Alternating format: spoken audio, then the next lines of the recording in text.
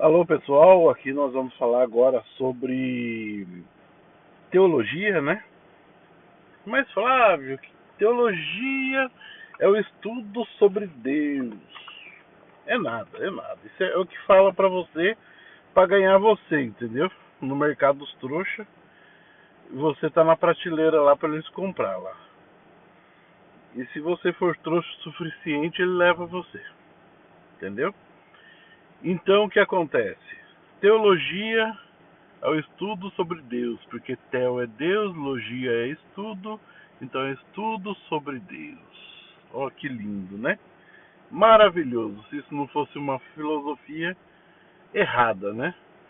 Por que você fala isso, Flávio? Se é filosofia errada, eu falo que é filosofia a mais errada que existe no mundo até hoje.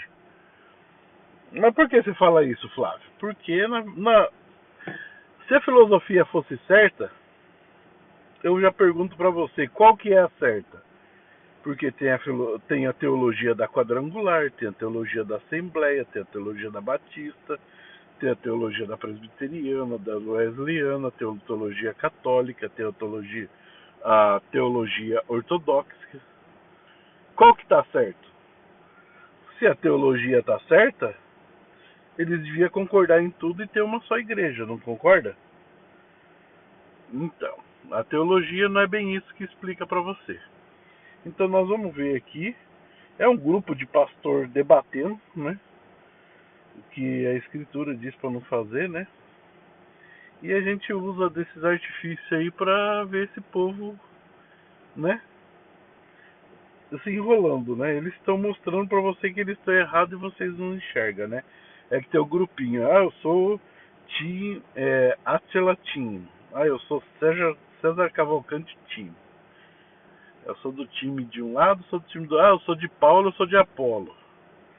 Mas ninguém quer saber do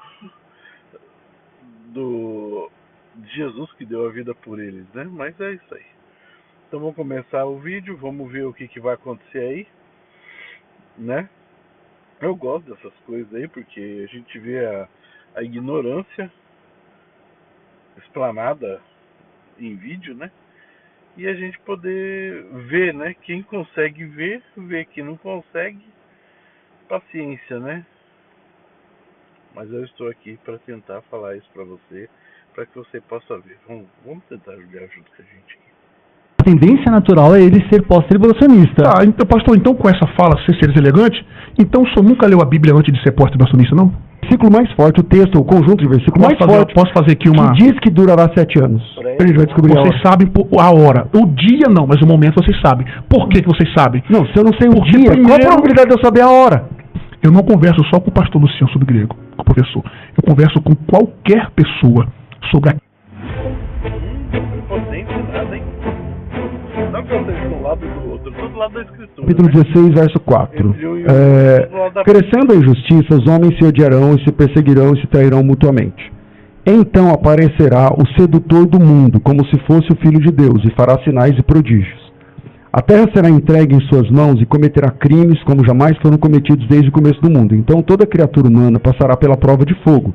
E muitos ficarão escandalizados e perecerão. Contudo, aqueles que permanecerem firmes na fé serão salvos por aquele que os outros amaldiçoam. Então aparecerão os sinais da verdade. Primeiro o sinal da abertura do céu, depois o sinal do toque da trombeta, e em terceiro lugar a ressurreição dos mortos. A ressurreição sim, mas não de todos, conforme foi dito. O Senhor virá todos os santos estarão com ele. Então o mundo verá o Senhor vindo sobre as nuvens do céu. De daqui, capítulo 16, verso 4. Vamos lá, de daqui diz bem assim, de acordo com Robert e Donald em uma de suas obras. Robert e Donald, blá blá blá. Tá vendo que eu já falei? Ó? Esses caras, eles não se inspiram na escritura, eles se inspiram em pessoas. Ó, é o dono da verdade, é esses caras aqui que eu tô te apresentando. Eu sou discípulo deles. Eu sou discípulo de Paulo, eu sou discípulo de Apolo, eu sou discípulo do teólogo. Esse cara é o cara. A Bíblia não tem nada que acrescenta. Esses caras são os caras. Entendeu? Porque é como o Adventista. O Adventista, se você lê a Bíblia, tá ok. Mas se você não lê o livro de Ellen G. White, você é um perdido. E esses caras estão no mesmo caminho. Ah, porque o fulano, o ciclano, o beltrano que são os mestres, que são os doutores, que são não sei o quê. E a Bíblia fala muito bem dos doutores das leis. Entendeu? Os doutores da lei permanecem inertes. É uma música do Resgate até, né? Da banda Resgate. Que eu ouvia muito, por sinal, quando era evangélico, tá? Pra quem fala, o Flávio nunca foi, o Flávio não sei o quê. Procure saber da minha vida, meu querido. Fui mais de 25 anos desse meio aí. Eu perdi muito tempo na igreja do que fora dela, entendeu? Então, eu ainda tô assim, tenho menos tempo de vida fora da igreja do que dentro da igreja. Muito menos, né? Vivi muito menos fora da igreja. Então esse cara vai falar de autores aí, de relevância. Bíblia, nada, vamos ver. Na página 382, olha o que ele fala sobre o Didaquê. Vigiai por amor às vossas vidas. Vamos lá, Didaquê diz bem assim, de acordo com Robert e Donald em uma de suas obras, na página 382. Olha o que ele fala sobre o Didaquê. Vigiai por amor às vossas vidas, não se apaguem as vossas lâmpadas, nem estejam descingidos os vossos lombos. Mas estejais prontos, pois não sabeis a hora em que o Senhor virá. O pós-tribulacionismo saberá a hora que Jesus virá. Porque vocês precisam... Como que a gente vai descobrir vocês sabem a hora. O dia não, mas o momento vocês sabem. Por que vocês sabem? Não, se eu não sei o dia, qual a probabilidade de eu saber a hora? Vamos lá. Eu não sei o dia. Como eu vou saber a hora? Não. Explica pra mim. Virá. O arrebatamento vai acontecer no pós-tribulacionismo? No final da grande tribulação. Claro. Isso. Quanto tempo durará a grande tribulação, pastor? Quanto tempo durará?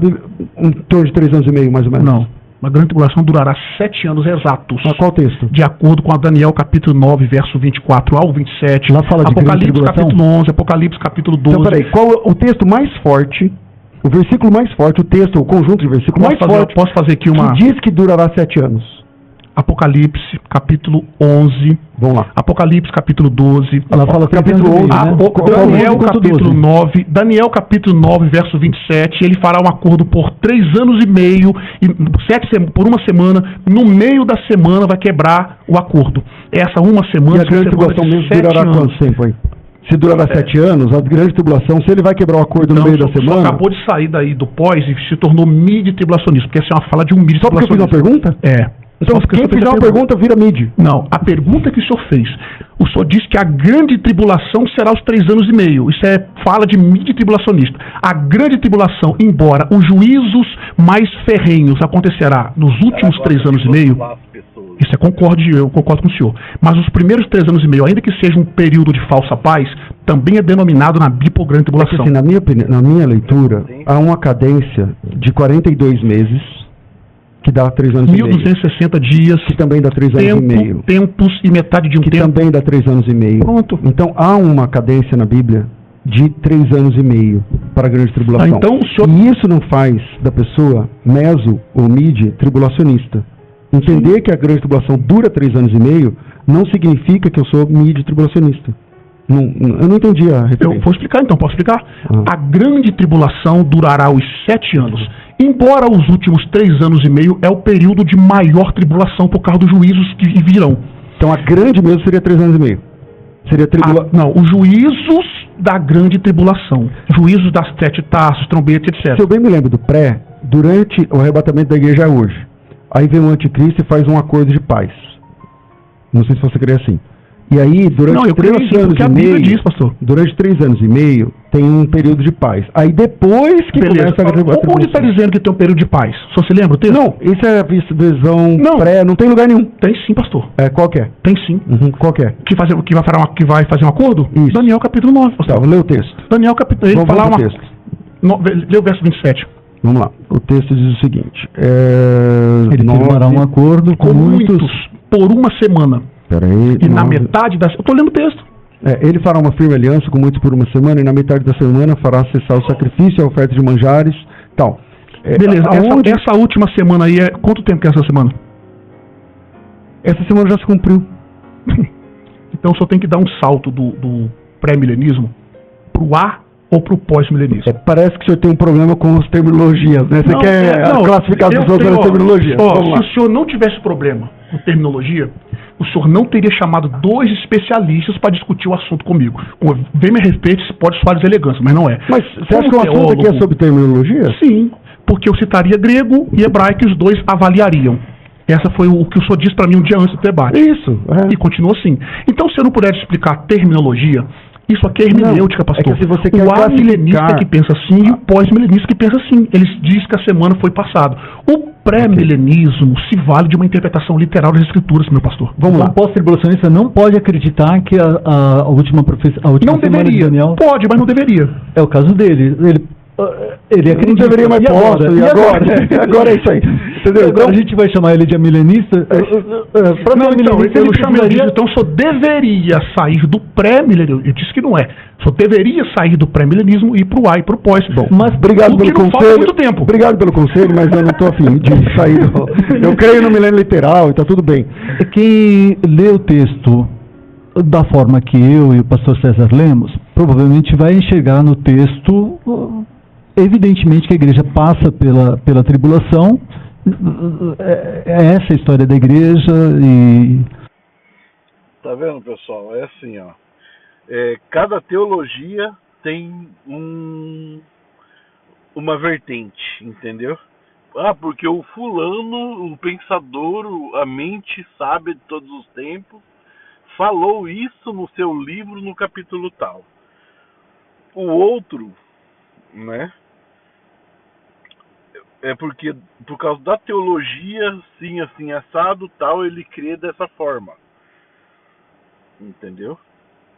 Eu creio que, segundo a Escritura, não por teologia, mas pela Escritura, Mateus 24, tem a sequência das coisas que virão. Você lê Mateus 24, do 1, quando começa lá que Pedro, né?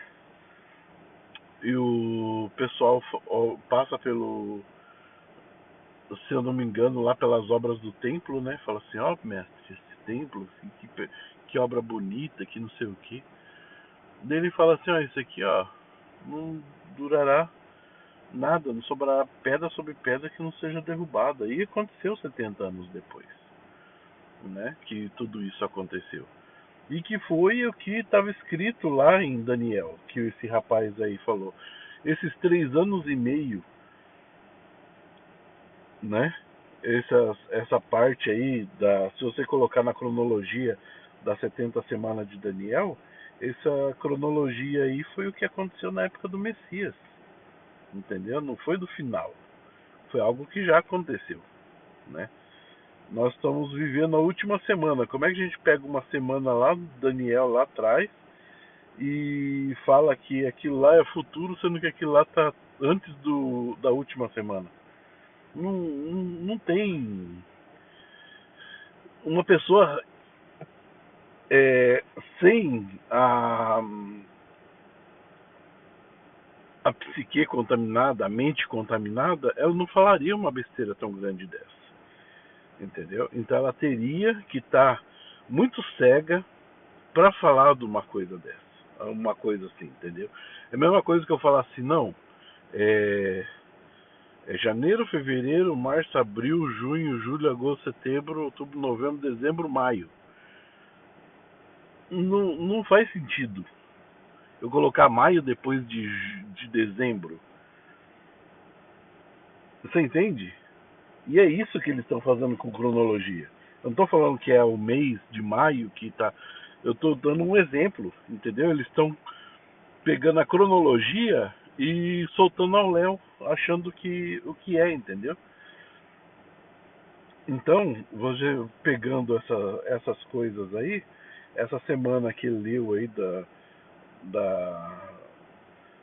das 70 semanas de Daniel, aquela passagem que ele leu, foi da época do Messias, entendeu? Então, ali em Mateus 24 já começa Jesus falando, vai acontecer isso, aquilo outro. E você vai ver na sequência. E você que vai ver lá no final, haverá o arrebatamento. Na vinda dele, quando ele vir esmagar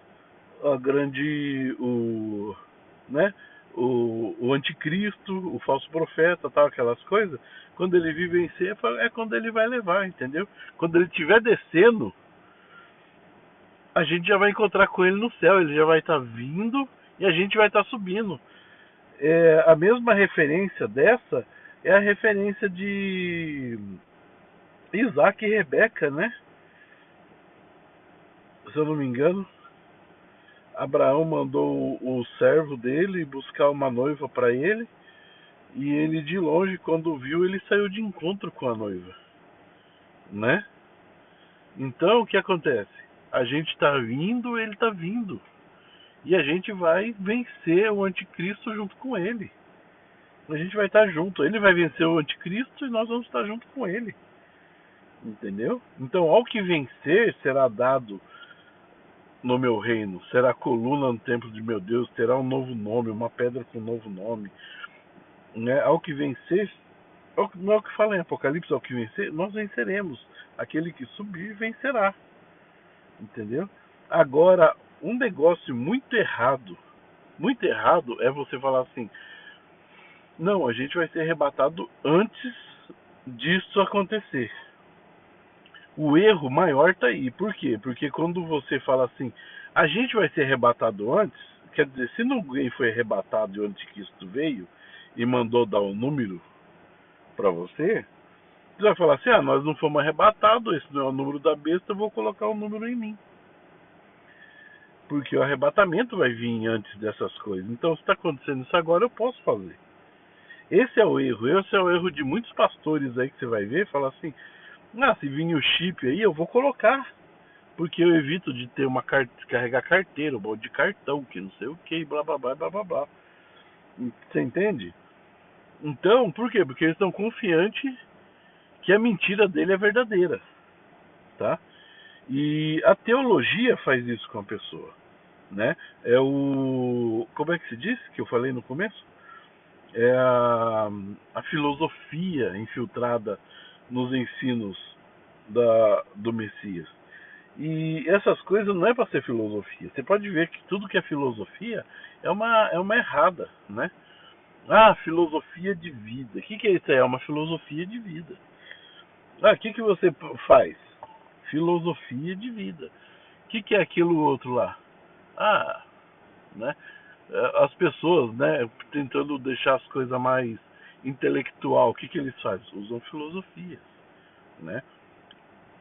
Essas coisas para tentar te enganar, essas frases de autoajuda que vocês postam aí, que vocês leem e falam: nossa, que bonito, Pablo Marçal, essas coisas. Filosofia, cara, não tem nada de Deus aí, entendeu? Só para você ter uma ideia, que a religião é que estraga. Quando a mulher foi pega em adultério, na antiga aliança, o que era feito com uma mulher em adultério? Era apedrejada até a morte. A mulher era apedrejada até a morte. Levaram uma mulher para testar Jesus. Jesus falou: quem não tem pecado, atire a primeira pedra. Entendeu? Então, Jesus era contra a escritura? Não, isso era uma lei que não era a lei de Deus. Entendeu? Nossa, Flávio, tá blasfemando, tá lá em Deuteronômio, Levítico, aqueles livros lá. Maioria daquelas leis lá fazia parte daquela pedra, como é que chama? As leis de Hammurabi. Se você pegar as leis do Antigo Testamento e as leis de Hammurabi, você vai ver que é a mesma lei. Entendeu? Então, parem de ficar com essas coisas aí na cabeça, de teologia, de não sei o que. Leia a Escritura e entenda. A Bíblia não é para ser interpretada, ela é para ser entendida, ela é autoexplicativa. Entendeu? Então você tem que pegar, ir lá, ler, você faz a sua leitura, e aí com o seu entendimento, peça ao Pai, que ele falou que dá liberalmente, e você vai estudando, você vai entendendo, Deus vai dando entendimento a você. Não traga filosofia para sua vida, tá ok? Então vamos continuar aqui, mais um pouquinho. É uma coisa mais ou menos automática. Quem é pré-tribulacionista tem outros óculos interpretativos. Ele vai enxergar o texto a partir de uma outra hermenêutica, de outros pressupostos. E ele vai enxergar o tempo todo evidências de que a igreja foi arrebatada antes da grande tribulação, que é o caso do pastor Átila. Mais importante, todos nós aguardamos a breve vinda, muito em breve, o mais breve possível, a vinda do Senhor Jesus Cristo. Ora vem, Senhor Jesus. Aguardamos que seja, qual é a palavra? A palavra que Maranata. Sim, mas a palavra em português, iminente. Isso, iminente. Que seja prestes a acontecer a vinda do Senhor Jesus Cristo.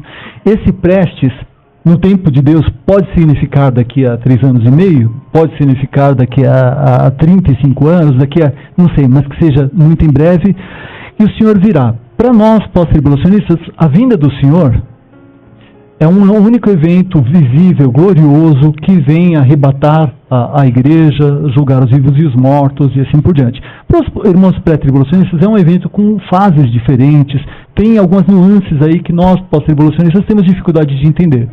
Mas pode ver que eles colocam assim: o que nós acreditamos é bonitinho, o que vocês acreditam é bonitinho, nós temos um pouquinho de deficiência de entender o que vocês falam, porque a gente não entende, como se eles nunca fossem, né? Eu nasci assim, né? É o crente Gabriela, né? Eu nasci assim, vou morrer assim, Gabriela. É mais ou menos isso, né? Então, é dessa forma, né? Que eles pegam a teologia e colocam filosoficamente, deixa tudo bonitinho, agradável, para que todo mundo seja ali aplaudido no final do dia, né? Vou usar aquele chavão que todos nós estamos acostumados demais a ouvir. Desculpem, ouvintes, mas eu tenho que falar. Aquilo que nos une é muito maior do que aquilo que nos separa. Louvado seja Deus. Amém. A recíproca é verdadeira, a Deus toda a glória. Ele usou a regra de Granville Sharp aí. Na verdade, seria um texto que eu gostaria... seria um texto que eu gostaria... Eu vou concluir. Acendeu o negócio e eu queria ver a regra de telefone. A regra de Funken. O lutador... pessoas, pastor. Teve algumas pessoas que mandou mensagem pra mim. Eu quero ver se você vai conseguir conversar com o Luciano sobre grego. Vai soar prepotente. Mas eu vou falar isso aqui. Eu não converso só com o pastor Luciano sobre grego, com o professor. Eu converso com qualquer pessoa sobre aquilo que eu creio à luz do grego bíblico. Tanto do grego... Você só conversa de grego sobre Bíblia? Ou se você encontrasse um grego para conversar, você saberia pedir uma informação? Você saberia se virar? Você viveria numa Grécia? Ou só grego antigo? E aí, meu amigo? Você conversaria com um grego? Você teria vocabulário? Você teria condições de desenrolar com um falante de língua grega? Quanto do hebraico. E isso pode soar prepotência, não, mas é humildade. Se eu aprender com o Senhor, para mim vai ser uma honra. Então eu não vejo problema. Se alguma pessoa pensou que o que aconteceu aqui, ou que iria acontecer aqui, era para eles ver se eu sei grego ou não, eu acho que foi isso. Não foi o senhor. Que fique bem claro. Tanto que a gente está até falando de curso e tal, mas já que está nesse assunto, o que é essa regra do Granville Sharp? Já que eu estou aqui junto, não dá? Agora não dá pra gente conversar.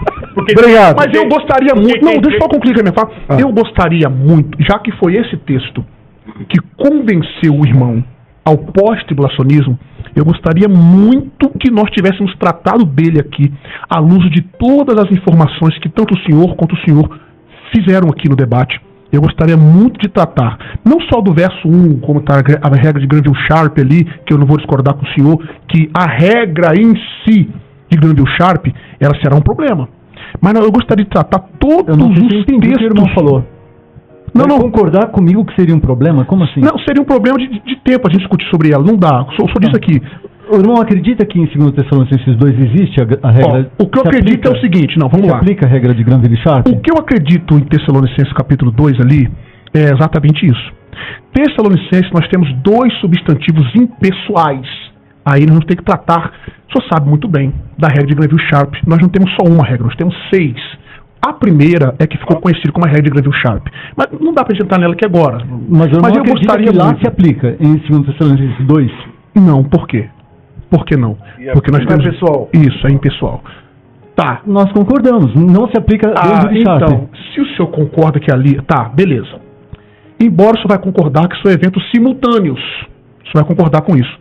Todos os estudiosos, com exceção da turma do Texas... Eu não tenho nada contra os caipiras. Agora todos não é todos. Agora todos não é todos. Posso falar a frase? Eu não tenho nada contra os caipiras do Texas, pessoal. Eu amo o cinturão da Bíblia, o Bible Belt. Os caipiras do Texas são um grupo evangélico muito importante, são amados de Cristo, são igreja. O que eu queria dizer pra gente concluir... Mas com exceção dos caipiras do Texas, do Dallas Theological Seminary, com exceção do pessoal do Pescoço Vermelho... O que esse cara fala do Pescoço Vermelho é que aqui nos Estados Unidos o termo caipira chama redneck, entendeu? Você lembra que tinha aquela banda que chamava Rednecks, né? Então, é um acrônico, né, da palavra redneck, que quer dizer pescoço vermelho, a parte a nuca, né? A nuca vermelha de tanto trabalhar no sol. E é por isso que esse termo é chamado caipira, pescoço vermelho. Eles não têm uma palavra para nuca, então a palavra da nuca para ele é a parte de trás do pescoço vermelha, tá? E isso é caipira. E é o Texas ali, aquela parte do sul ali, né, que margeia o México, o Novo México, New Orleans, é tudo a parte, né, a parte sul dos Estados Unidos é considerada a parte caipira dos Estados Unidos, né?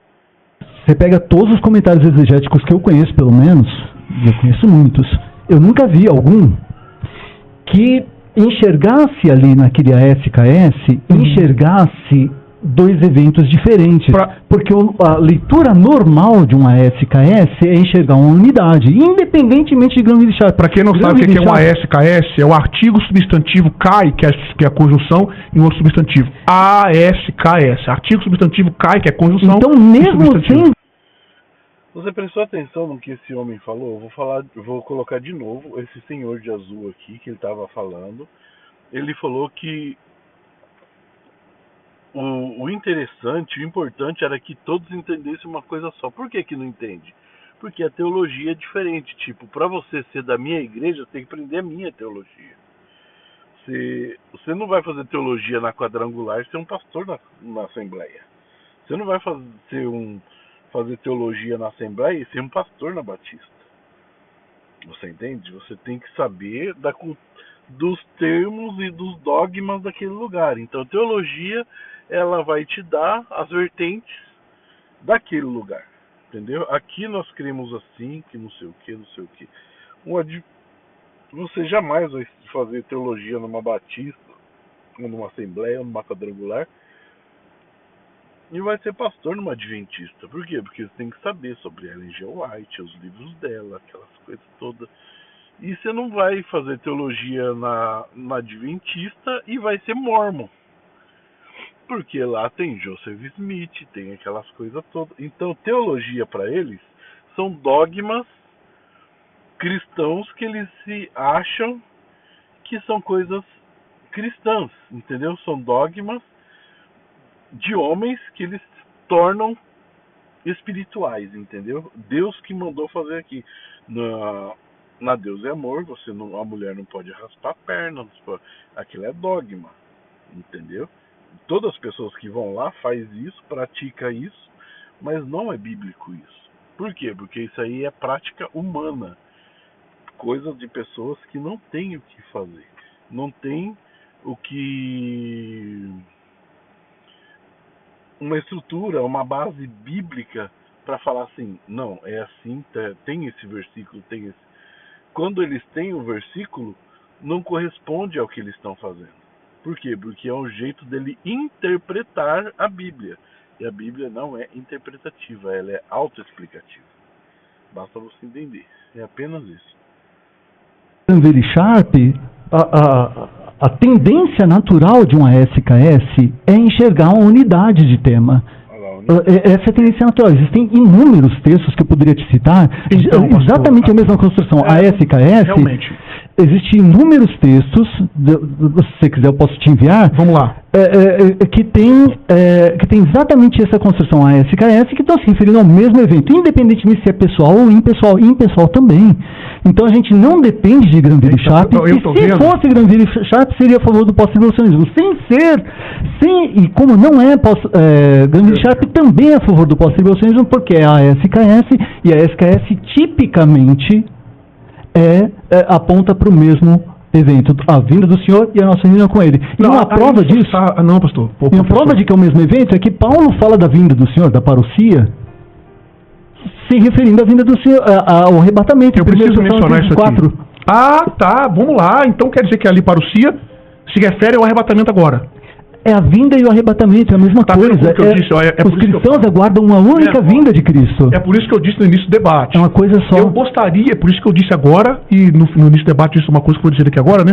Eu disse aqui agora. Eu gostaria muito de tratar esse texto com o Senhor no grego, desde o verso 1 ao verso 11. Não é só o verso 1, não. Do verso 1 ao verso 11. Trabalhando todas as conjunções adversativas, etc., no verso 1, para concluirmos no verso 11. Porque os senhores sustentaram aqui que Paulo não menciona a grande tribulação, no capítulo, na primeira epístola é a primeira, Paulo é a primeira do Novo Testamento. Essas informações, professor, exegeticamente, são importantes para avaliarmos aqui no grego. Mas era o tchau, é isso aí, obrigado. Gente, o irmãozinho que está lendo a Bíblia Sagrada, de capa preta, escrito assim, Bíblia Sagrada não... É disso que eu tô falando. O irmãozinho que está lendo a Bíblia, ele não tem curso de grego. Ele não tem curso de hebraico, de aramaico, de latim. Entendeu? Eu, por falar um pouco de italiano, por falar italiano, na verdade. Em inglês, eu entendo muitas coisas. Entendeu? Eu não falo grego. Eu tenho a Bíblia traduzida. Ah, mas ali não tá... Então, calma aí. Se você está falando para mim que no grego é outra coisa, quer dizer então que a Bíblia está traduzida errada. Então a Bíblia não é a palavra de Deus, porque está errada. Você está vendo onde a gente pega essas pessoas? Não, Flávio, é que... Não, calma aí. Você está corrigindo a Bíblia. Você está falando para mim que a Bíblia ali... O que você está falando para mim é verdade. O que está escrito ali é mentira. Porque você está corrigindo a Bíblia. Você entende? O meu ponto de vista é esse. Então, vamos lá. Quando você pega a Bíblia, você lê e você entende, você está com... Ali, o Espírito Santo está agindo na sua cabeça. Agora, quando você vai atrás de pessoas, que o pensador, que o fulano, que o livro, que o capítulo, e o verso, que a página tal do livro do homem tal, não sei o que... Cara, acabou sua relação com Deus. Você está indo atrás de homens. Entendeu? Ele lê 2 Tessalonicenses 2. Se ele não, na minha cabeça, pelo menos, eu sei que o irmão pensa diferente e eu respeito isso. Na minha cabeça, se algum ouvinte abrir a Bíblia em 2 Tessalonicenses 2 e ler com calma, a tendência natural é ele ser pós-tribulacionista. Então, pastor, com essa fala, ser deselegante, então o senhor nunca leu a Bíblia antes de ser pós-tribulacionista, não? Porque o senhor disse que só se tornou pós depois de um tempo, então antes eu não li a Bíblia, não? Então, eu me converti, cheguei na igreja, 6 meses depois da minha conversão, entrei na igreja, eram pentecostais e estavam ensinando um bocado de coisas. E num primeiro momento eu fiquei maravilhado de conhecer o corpo de Cristo, mas depois de algum tempo eu comecei a perceber que alguma coisa não estava batendo. Aí eu fui lá para o texto bíblico. Então, ser deselegante de novo, pela 1000ª vez, falando isso, o senhor acabou de dizer assim, um irmãozinho que se converteu e vai ler a Bíblia, ele já vai ver aquele texto pós-tribulacionismo. Então, nesse tempo que o senhor se converteu, o senhor não leu a Bíblia? Porque quando eu vejo um pós-tribulacionismo, falando bem assim, eu me converti, eu era pré, mas aí eu li a Bíblia e me tornei pós. Então quer dizer que ele não lia a Bíblia antes? Então, essa fala quer dizer que a gente tem elegante. A gente tem óculos interpretativos, querido. O nome desse óculos interpretativo do pré-tribulacionismo, no meu ponto de vista, tem uma lente aqui, uma lente aqui. Esse óculos interpretativo do pré-tribulacionismo significa interpretação e aplicação. A Bíblia é uma espada de 2 gumes. Eu vou dar nomes a esse gume aqui. 2 gumes. Outra coisa, ali falar que penetra entre a carne, o espírito, tal. Espada de 2 gumes Não é para falar que é duas visões, é isso e aquilo. Não tem nada disso. Entendeu? Pastor falando sobre pastor, eles não se... Tá vendo que eles ficam só bonitinho, papapá, não sei o que. É tudo... É nós na fita, a gente tá ganhando aqui no tempo. Entendeu? Então, entre eles é assim. Por quê? Porque eles vão pro mesmo... O futuro deles é o mesmo. O próprio Jesus disse assim, ó: os ladrões e as prostitutas entrarão primeiro no reino dos céus antes de vocês. Está falando de quem? Dos líderes religiosos daquela época. Entrarão, os ladrões e as prostitutas entrarão primeiro nos céus do que os pastores. Vocês estão entendendo? É isso que Jesus está falando. Interpretação e aplicação. Quando eu me converti, eu também me converti numa igreja pré-tribulacionista, mas isso, quando eu estudei o texto bíblico, tanto no português quanto no grego, eu continuei. Calma aí. Quando eu me converti, quando eu estudei o texto no português e no grego, quando ele se converteu, ele já sabia grego. O cara é um fenômeno da natureza, filho. Então calma aí que a gente está diante de um cara, meu. Quem que é o cara, meu? Eu não sei. É o Papa? Fala 16 línguas? Não sei. Sei lá. Tem que canonizar esse cara, velho. Vamos voltar um pouquinho, Mike. Eu também me converti numa igreja pré-tribulacionista, mas isso, quando eu estudei o texto bíblico, tanto no português quanto no grego, eu continuei pré-tribulacionista. Porque eu me converti no domingo e na segunda-feira acordei lendo Bíblia, pastor. E só naquele ano eu li ela 5 vezes. Calma aí. Ele se converteu no domingo. Na segunda-feira ele já estava comendo a Bíblia. O cara é fogo. E naquele ano ele já leu 5 vezes a Bíblia. Quer dizer, ele se converteu em janeiro? Ou ele se converteu em setembro? Que mês que ele se converteu? Hein? Porque ele leu 5 vezes a Bíblia. Se ele convertesse em janeiro, ele teria 2 meses e um pouquinho, 365,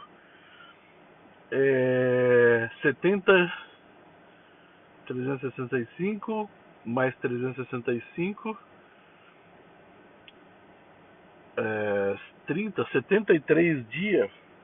Ele leu, em 73 dias ele lia uma vez a Bíblia, quer dizer, o cara lia um livro por dia. O cara é um fenômeno, né? Fazer o quê? É uma conta baixa se ele se converteu no dia 1º de janeiro. Presta atenção no que ele está falando. Ah não, Flávio, porque a gente faz aniversário lá em julho e no outro mês de julho que a gente vai comemorar 1 ano, quer dizer, 1 ano. Não, aqui ele falou no ano que eu me converti. No ano que eu me converti, vamos ouvir de novo. Eu li 5 vezes a Bíblia. No ano que eu me converti, vamos lá.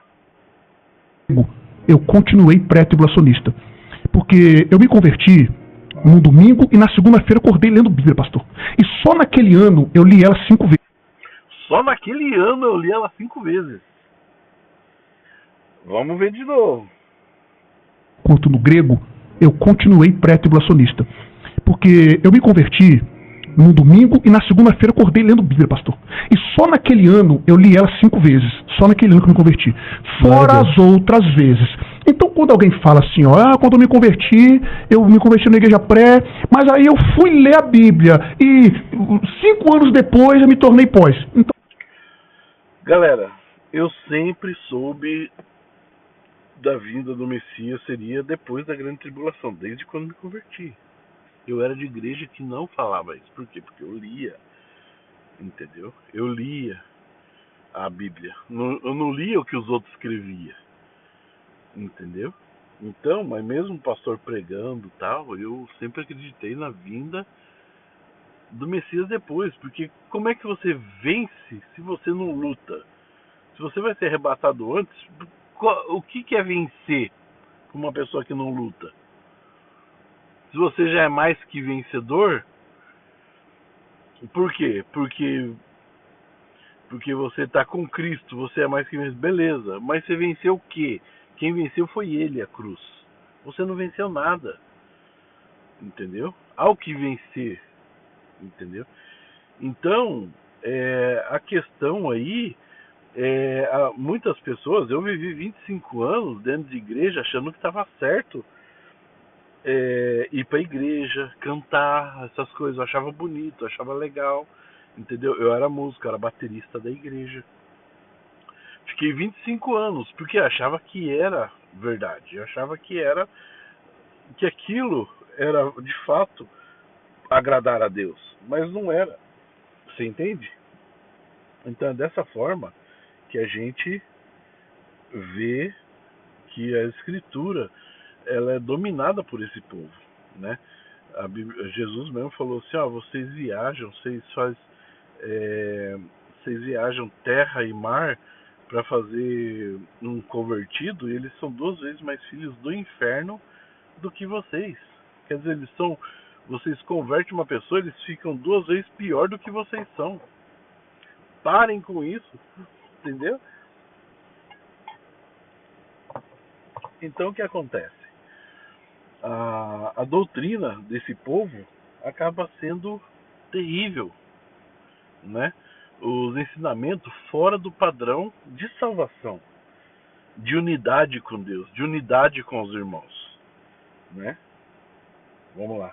Quer dizer que esses 5 anos a pessoa não lia a Bíblia? Então essa fala não é legal. Então, não é legal. Então, 5 anos, assim, anos por conta do irmão, e da minha parte, não, é verdade, eu estava maravilhado, no sentido eu estava maravilhado assim com o que eu ouvia, e eu vou te falar uma verdade, tem equívocos que eu ouço de púlpito. Não vai acabar agora o debate. Até hoje, tem equívocos que eu ouço de púlpito até hoje, e que assim a gente faz um esforço muito grande para engolir. A gente lê na Bíblia está diferente. Mas a gente faz um esforço por quê? Porque a gente está dentro do ambiente em que todo mundo está dizendo aquilo, então a gente fala, será que eu que não estou enxergando direito o texto? Então, isso aconteceu, irmão, eu confesso sim. Não é que eu não li a Bíblia, mas é que eu era influenciado. Eu, por exemplo, hoje eu leio João capítulo 6, eu tenho uma tendência muito grande de acreditar que o Senhor Jesus Cristo ele está de fato presente, o corpo dele, o sangue dele, na ceia do Senhor. Estou querendo transubstanciação, então. A palavra é sua, o Senhor está colocando a palavra na minha boca. Não existe só essa forma de interpretar, de interpretar a comunhão. Tá. Existem várias formas de interpretar, existe a consubstanciação, existe a leitura calvinista, existem várias leituras possíveis que veem a presença real de Jesus. A leitura luterana, por exemplo, vê a Wesleyana também vê. Wesleyana livre, né? Sem ser Wesleyano. Né? Wesleyana, o próprio John Wesley, ele acreditava que Jesus estava realmente presente. Bom, galera, ele só não sabia. Então é isso, vamos terminar por aqui, já está acabando também. E então, o que eles fazem? Eles gostam de dar rótulo, né? Então você é isso, é aquilo, é não sei o que, blá blá blá, igual ele falou aí. Você é o que? Desigrejado, né? O sistema religioso faz isso, sempre fez, porque na época de Jesus não tinha uma igreja, ele nunca ensinou você a abrir uma igreja, nunca falou para você abrir, nunca falou para Paulo falar para você abrir, entendeu? Isso é um texto que a gente vai ler depois. Eu gostaria de fazer a leitura desse texto no próximo vídeo que ele falou, acho que é 2 Timóteo 2, né? De 1 a 11, que ele falou que ia falar no grego, que não sei o que, blá blá blá blá blá blá. Então eu vou procurar esse texto e vou fazer esse vídeo, tá ok? Então é por aí, eles gostam muito de rotular, eu ia falar, né? Que na época de Jesus não fez nada disso. E ele, o que ele fez? Ele era rotulado, né? Jesus era chamado de a seita do Nazareno, os do caminho. Por que os do caminho? Porque eles não tinham lugar para ficar. Eles andavam de cidade em cidade, eles iam de casas, eles iam, né? E essas coisas todas, né? A seita do Nazareno, quer dizer, naquela época já chamava Jesus de seita. Quem que chamava Jesus de seita? Os religiosos. Quem que são os religiosos? Né? Eu vou te dar uma explicação quem são os religiosos. Uma vez Judas vendeu Jesus por 30 moedas de prata.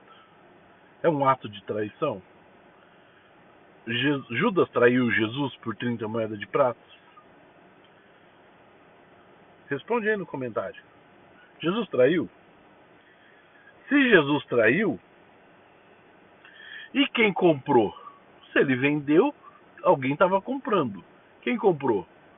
O sistema religioso da época. Entendeu? Então o sistema religioso comprou Jesus por 30 moedas, entregou para ser crucificado. Mataram, o sistema religioso matou Jesus. Esse sistema religioso dessas pessoas aí na frente, eu não estou falando que eu estou a favor de um ou de outro, eu penso igual o César por ser pós, mas por ser pós, não penso igual a cabeça dele, porque ele faz parte de templo, e isso não é bíblico, isso não é de Deus, isso não faz uma pessoa gabaritada, aquelas coisas todas. Ele tem os estudos teológicos dele, mas das coisas da escritura ele não entende. Entendeu por quê? Porque tem que passar por grego, tem que passar por latim, tem que passar por outras línguas, né? Por hebraico, né? Então, eles têm que dar esses passeios, né?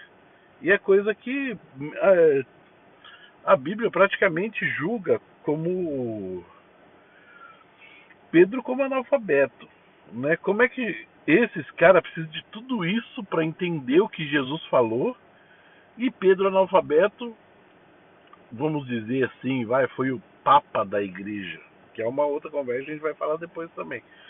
Porque ele falou para Pedro, não sei o que, sobre essa pedra eu edifico a minha igreja, que a pedra era ele, não era Pedro, né? Porque Pedro em Petrus, né? E Petra é pedra e Petrus é Pedro, Petras, entendeu? É uma palavra, Pedro é uma palavra derivada da pedra. Pedro, pedra, entendeu? Petrus, Petra,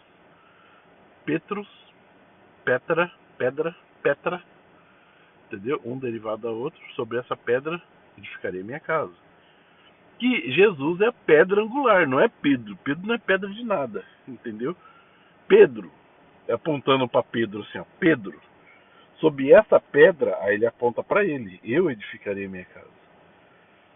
Pedro, o seu nome é algo relacionado à pedra. Eu sou a pedra. E sobre a sua vida eu edificarei a minha casa. Por quê? Porque a glória da segunda casa é maior do que a da primeira. A primeira casa era animais mortos, né? Era peles de animais mortos que fazia o tabernáculo. Hoje não é animais mortos. Essa pele de animais mortos representava a nossa vida depois da vinda do Messias, que ele deu a vida por nós. Tanto que até hoje, né, só a tribo de Levi, se eu não me engano, que faz rituais de sacrifício, mas até os israelitas depois de Jesus não faz mais queima de oferenda de animais, você entende? Então é isso que eu quero dizer para vocês. Leia, entenda, ore ao Pai, né? Acho que é em Pedro que fala, se não tem sabedoria, peça a Deus, ele dá liberalmente, ele dá gratuitamente para você. Peça, leia o texto, peça para Deus, fala, Pai, me ajuda a entender essa passagem aqui. Depois você lê outra passagem, pede para Deus e Deus vai te dar esse entendimento, entendeu? Pode ficar tranquilo, beleza? Só não vai fazer heresia com isso aí, porque se não for de Deus vai virar heresia, tá ok? É igual virou o sistema religioso. Então, a conversa é essa, galera.